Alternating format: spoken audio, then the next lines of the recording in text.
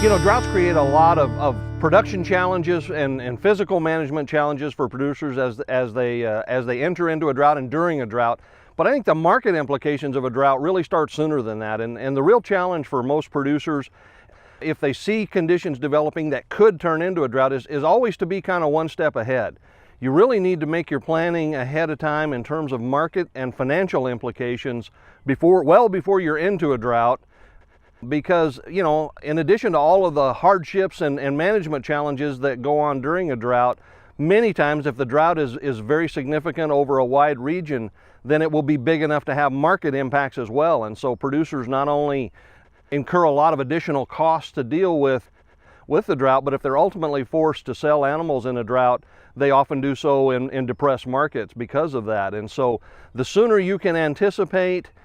that drought conditions are developing and begin making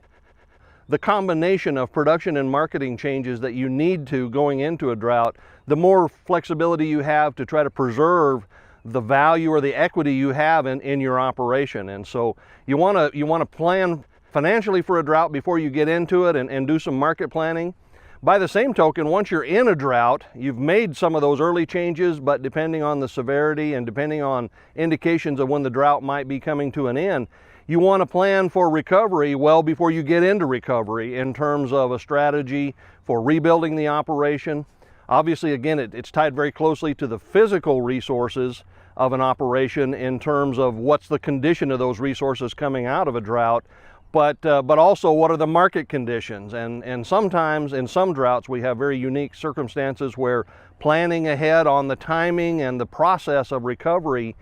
whether to try to be ahead of other people or whether to be a little bit more patient, all of those things need planning. So you always really want to be operating on the market standpoint, sort of one step ahead of where you really are with respect to a drought. Well, you know, there's really no typical thing that you can count on for sure, but if anything, you would expect in the middle of a drought that because there's a lot of people doing the same thing at the same time, you might see market impacts,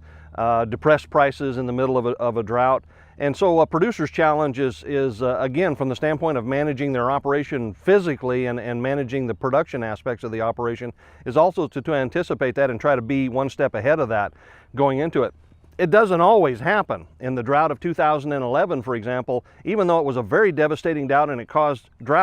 significant liquidation of animals, the broader cattle market situation at that time was such that we didn't see the kind of market price impacts that I would have normally expected in a drought of that magnitude. So we were sort of lucky in that case that we didn't see the market impacts on top of the drought impacts. But in general, one would want to assume that you're going to see prices getting lower going into a drought. So if you're going to be forced to sell, selling sooner rather than later is generally what you're looking at. And by the same token, coming out of a drought, you may well see a market reaction the other way. Prices are going to go up, and so this, you know, if you can get yourself in a position